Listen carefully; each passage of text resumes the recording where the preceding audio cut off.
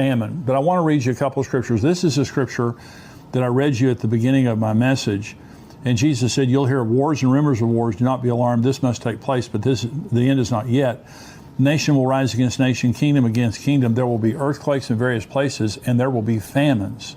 These are the beginning of birth pangs. Now, famines is a birth pang of the end times. In other words, it's something that as famine gets worse, it's like a woman giving birth to a child. It gets worse and worse and worse. And so we've seen famines around the world for the last 70 or years since Israel became a nation. Now you're seeing the contractions getting closer together and a lot harder, that the world is about to give birth, that Jesus is about to come. Here's Revelation 6. And I want to show. So famine is a birth pang on this side, but famine is a major feature of the tribulation on the other side. In other words, what we're seeing right now is setting up the world for the tribulation. This is Revelation 6. When he opened the third seal, I heard the third living creature say, come. And I looked, and behold, a black horse, and its rider had a pair of scales in his hands. And I heard what seemed to be a voice in the midst of the four living creatures saying, a quarter of wheat for a denarius, and 3 quarts of barley for a denarius, and do not harm the oil and the wine. When he had opened the fourth seal, I heard the voice of the fourth living creature say, come. And I looked, and behold, a pale horse, and its rider was named Death, and Hades followed him. And they were given authority over a fourth of the earth to kill with the sword, with famine, with pestilence, and by wild beasts. So this is the Revelation 6. These are the sealed judgments which begin the tribulation. This is when the tribulation begins. So we have 2 horses here. We have the black horse and we have the pale horse. The black horse is released, and world food supply becomes so severe that it takes a denarius, which is a day's wage. It was what the average worker made in one day. Okay, it took a denarius to buy a quart of wheat or 3 quarts of barley. Now, the reason it says that is because barley is not as quality as wheat, and it takes 3 times more barley to make up what 1 part of wheat would do. So a whole day's wage to buy enough food to eat for you and your family if you're an average worker. Okay, that's the black horse. Bad news. It says don't harm the oil and the wine. A lot of people have different interpretations of that. My interpretation of that is just simply the luxury items are everywhere. I mean, people have been raptured, people have been dead. If you want oil, this is olive oil, by the way, not petroleum. If you need olive oil or wine, you can have all you want. If you want something to eat to live on, there's not very much around. That's just my personal interpretation of it. Then the pale horse comes in, and 2 billion people die. There are about 8 billion people in the world right now. 2 billion people die, and many of them die by famine. And so famine is a birth pang, but famine is also a part of the judgment of the tribulation.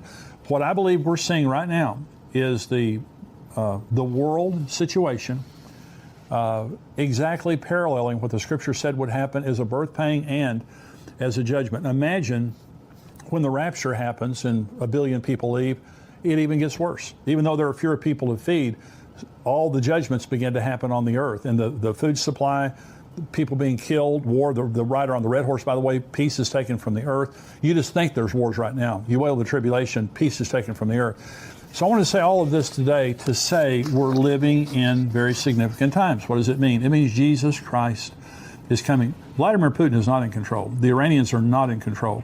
The United Nations is not in control. The United States is not in control. Jesus Christ is in control. What I've read you today was written 2,600 years ago by the prophet Ezekiel, and it's absolutely exactly what he said would happen in the last days. And so we're looking at a world where the birth pangs are announcing. Jesus said, when you see these things begin to happen, look up and lift up your head. Your redemption draws near. Hi, I'm Jimmy Evans, and the clip you're about to watch is a small portion from our weekly Tipping Point show.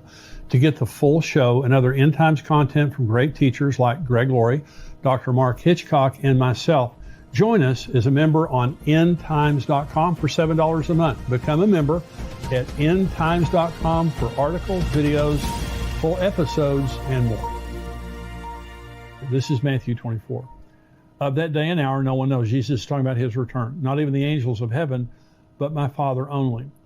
As the days of Noah were, so also will be the coming of the Son of Man.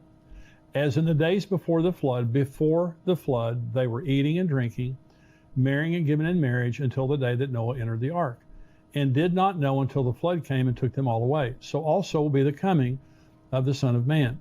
Then 2 men will be in the field, one will be taken, the other left. 2 women will be grinding at the mill, one will be taken, the other left.